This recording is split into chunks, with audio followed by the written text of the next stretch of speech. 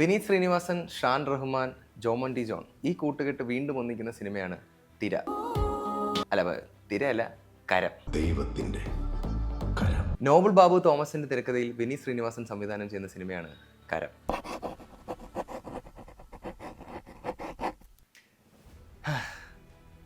ആദ്യം തന്നെ ഞാനൊന്ന് ചോദിക്കട്ടെ, ഒരു സംവിധായകൻ്റെ കരിയറിൽ അദ്ദേഹം ഒരു സ്റ്റോറിയിൽ അല്ലെങ്കിൽ ഒരു കഥയിൽ ഒരു സിനിമ ചെയ്ത് കഴിഞ്ഞു, പിന്നെയും അത് വീണ്ടും അറ്റംപ്റ്റ് ചെയ്യേണ്ട കാര്യം എന്താണെന്ന് എനിക്കിതുവരെ മനസ്സിലായിട്ടില്ല.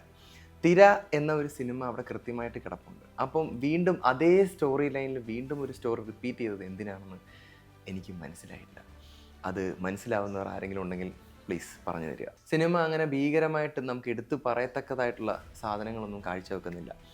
കൂടുതലും ഷൂട്ട് ചെയ്തിരിക്കുന്നത് ജോർജിയയിലും ഷിംലയിലും മറ്റൊക്കെയാണ്. അപ്പം അവിടുത്തെ ഒരു സിനിക് ബ്യൂട്ടി ഉണ്ട്, അത് നമുക്ക് ഭയങ്കരമായിട്ട് വ്യക്തമാവും. അതിനപ്പുറത്തേക്ക് ഭീകരമായിട്ടുള്ള സാധനങ്ങളോ ഒരു സിനിമാറ്റിക് ഹൈ തരുന്ന മൊമെൻറ്റുകളോ ഒന്നും എനിക്ക് സിനിമയിലുണ്ടെന്നായിട്ട് തോന്നുന്നില്ല.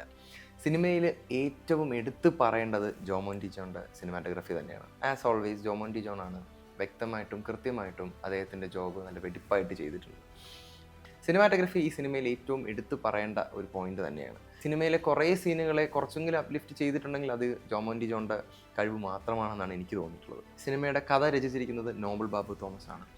നോബൽ നല്ല ഒരു അറ്റംപ്റ്റ് തന്നെയാണ് കൊണ്ടുവന്നിരിക്കുന്നത്.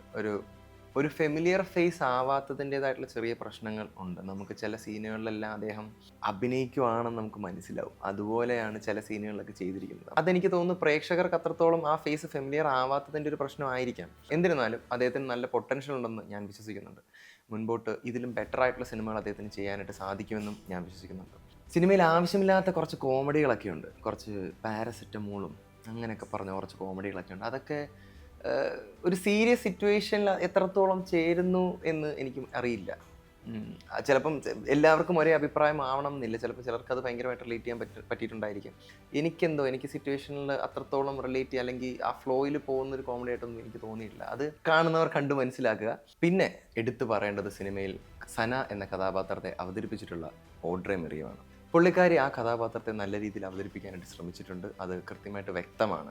അതുപോലെ തന്നെ എടുത്തു പറയേണ്ട മറ്റൊരു കഥാപാത്രമാണ് ഒരു വില്ലൻ കഥാപാത്രത്തെ അവതരിപ്പിച്ചിട്ടുള്ള വിഷ്ണുവിൻ്റെ ചില സ്ലാങ്ങുകളും മറ്റുമൊക്കെ ഭയങ്കര രസമായിട്ടുണ്ട്. തീർച്ചയായിട്ടും അത് ജോർജിയയിൽ നിൽക്കുന്ന അല്ലെങ്കിൽ മലയാളം അത്ര പരിചിതമല്ലാത്ത ഒരു മലയാളി എന്ന രീതിയിലാണ് ആ സംഭാഷണമൊക്കെ പോകുന്നത്. അത് ഭയങ്കര രസകരമായിട്ടുള്ള ഒരു പരിപാടിയാണ് വിഷ്ണു ചെയ്തിരിക്കുന്നത്. അത് നല്ല രീതിയിൽ തന്നെ വിഷ്ണു ചെയ്തിട്ടുണ്ട്. കുറച്ച് സ്റ്റണ്ടും പരിപാടികളൊക്കെ ചെയ്തിട്ടുണ്ട്. നോബൽ തോമസുമായുള്ള ഒരു എൻകൗണ്ടർ ഒക്കെ ഉണ്ട്. അപ്പം അതൊക്കെ നല്ല രീതിയിൽ അവർ ചെയ്യാൻ ശ്രമിച്ചിട്ടുണ്ട്. സിനിമയിലെ ഫൈറ്റ് സീൻസ് എല്ലാം നല്ല രീതിയിലാണ് എക്സിക്യൂട്ട് ചെയ്തിരിക്കുന്നത്. സിനിമയിലെ ഒട്ടുമിക്ക ഫൈറ്റ് സീൻസും ഭയങ്കര അപ്പീലിംഗ് ആയിട്ട് നമുക്ക് തോന്നും.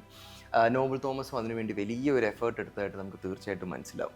കലാഭൻ ഷാജോൺ ഒരു വേറിട്ട കഥാപാത്രത്തെയാണ് അവതരിപ്പിക്കുന്നത്. ഒരു യൂഷ്വൽ സംഭവങ്ങളിൽ നിന്നൊക്കെ മാറിക്കൊണ്ട് എന്നുള്ളൊരു കഥാപാത്രത്തെയാണ് കലാഭൻ ഷാജോൺ ഇതിൽ അവതരിപ്പിച്ചിരിക്കുന്നത്.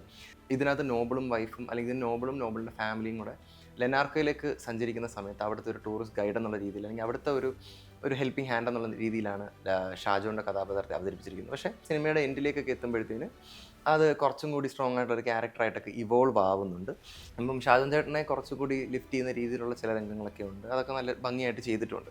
പിന്നെ ഇതിനകത്ത് എടുത്ത് പറയേണ്ട അല്ലെങ്കിൽ ട്രെയിലറിലൊക്കെ നമ്മൾ കണ്ടിട്ടുള്ള കുറച്ച് ആൻറ്റിസിപ്പേറ്റ് ചെയ്തിട്ടുള്ള കുറച്ച് ക്യൂരിയോസിറ്റി നമുക്ക് തന്നിട്ടുള്ള ഒരു ക്യാരക്ടറാണ് ബാബുരാജിൻ്റെ ഒരു എന്താ പറയുന്നത്, ഇപ്പം അവിടുത്തെ ഒരു വലിയൊരു ഗ്യാങ്ങിൻ്റെ വൺ ഓഫ് ദ ഗുണ്ടാസ് എന്നാണ് അതിനകത്ത് തന്നെ പറയുന്നത്. ബാബുരാജിൻ്റെ ചില സാധനങ്ങളൊക്കെ കൊള്ളാം. എനിക്ക് ചില ചേസ് സീനുകളിലൊക്കെ പുള്ളിയുടെ ചില കോമഡികളൊക്കെ ഉണ്ട്. അതൊക്കെ ഭയങ്കര രസമായിട്ട് പുള്ളി അങ്ങനെ ലെനാർക്കോയിലൊക്കെ ആണെങ്കിൽ കൂടിയും ലെനാർക്കോ എന്ന് പറയുന്ന ഒരു നഗരത്തിലാണെങ്കിൽ കൂടിയും വലിയ അവിടുത്തെ ലാംഗ്വേജ് ആയിട്ടൊന്നും ഒട്ടും ഫെമിലിയർ അല്ല, ഇംഗ്ലീഷ് ഒട്ടും പരിചിതമല്ല, അങ്ങനത്തെ ഒരു ക്യാരക്ടറാണ്. അപ്പം ഇടയ്ക്കൊക്കെ അതിൻ്റെ മലയാളം വരുന്നതും അതിൻ്റെയൊക്കെ ഒരു ബ്ലെൻഡും രസകരമായിട്ടുള്ള രീതിയിൽ അദ്ദേഹം ചെയ്യാൻ നോക്കിയിട്ടുണ്ട്. ചില സീരിയസ് സീനുകളിലുള്ള ഈ കോമഡികൾ എത്രത്തോളം കണക്ട് ആയതെന്ന് എനിക്ക് മനസ്സിലായില്ല. പക്ഷേ ബാക്കി ബാബുരാജ് ചെയ്തിരിക്കുന്ന പരിപാടികളെല്ലാം നല്ല രീതിയിൽ തന്നെ ചെയ്തിട്ടുണ്ട്. കരത്തിൽ മ്യൂസിക് ചെയ്തിരിക്കുന്നത് എല്ലാവർക്കും അറിയുന്ന പോലെ ഷാൻ റഹ്മാനാണ്. ഭയങ്കര വെറൈറ്റി പരിപാടി പിടിച്ചിട്ടുണ്ടെന്ന് ചോദിച്ചു കഴിഞ്ഞാൽ ഉണ്ടായിരിക്കാം.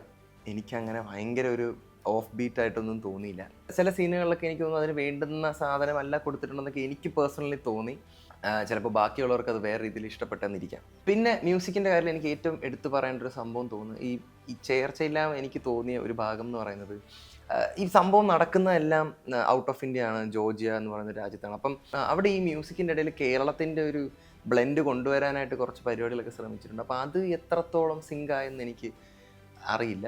പിന്നെ ഏറ്റവും എടുത്തു പറയേണ്ട ഒരു കാര്യമാണ്, സിനിമയിൽ നിങ്ങൾ ലോജിക്ക് കളഞ്ഞിട്ട് വേണം ഈ സിനിമ നിങ്ങൾ കാണാൻ. കാരണം ക്ലൈമാക്സിലൊക്കെ ഒരു സീനുണ്ട്, വില്ലനുമായിട്ടുള്ള നമ്മുടെ കേരള ബ്ലാസ്റ്റേഴ്സിൻ്റെ ആശാനുമായിട്ടൊക്കെയുള്ള ഒരു എൻകൗണ്ടർ സീനുണ്ട്. അപ്പം അതിലൊക്കെ നിങ്ങൾ തീർച്ചയായിട്ടും ലോജിക്കൊക്കെ എടുത്ത് കളഞ്ഞിട്ട് വേണം ഈ രംഗം നിങ്ങൾ കാണാൻ. കാരണം ഈ പരിപാടിയിൽ അല്ലെങ്കിൽ ഇത്രയും നേരം നമ്മളെങ്ങും കാണാത്ത, അല്ലെങ്കിൽ ജസ്റ്റ് ഗ്ലിംസ് ആയിട്ട് കണ്ടു മറഞ്ഞ ഒരാളൊക്കെ അതിൻ്റെ ഇടയിൽ എൻ്റർ ആവുന്നു, അങ്ങനത്തേക്കൊരു പരിപാടികളാണ്. അപ്പം അത്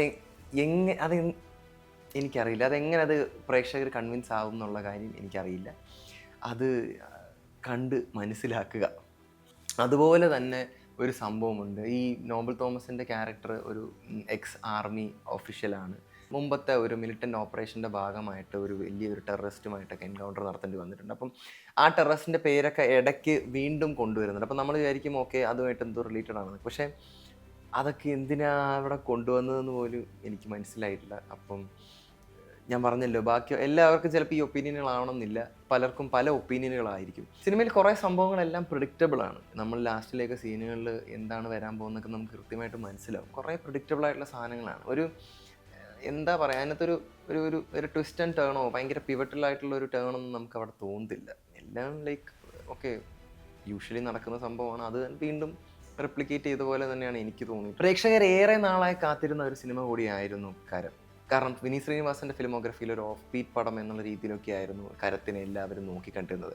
സ്ഥിരം ചെന്നൈ പരിപാടികളൊന്നും ഇല്ലാത്ത ഒരു സിനിമ എന്ന നിലയിലും ഇതിനെ എല്ലാവരും നോക്കിക്കണ്ടിരുന്നു. പക്ഷേ കരം അത്രത്തോളം എത്തിയിട്ടുണ്ടോ എന്ന് സംശയമാണ്. പിന്നെ എനിക്ക് ഫൈനലി തോന്നിയൊരു സംഭവം എന്തെന്നാൽ, ചിലപ്പോൾ ഇത് തിരയുമായിട്ടൊക്കെ കണക്ട് ചെയ്യാനുള്ള സാധ്യതകൾ കാണാം.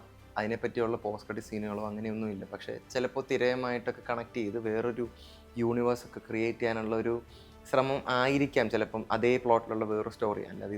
അല്ലാതെ ഇതെങ്ങനെയാണ് കണക്ട് ചെയ്യാൻ പറ്റുന്നത് എന്നുള്ളത് എനിക്കറിയില്ല.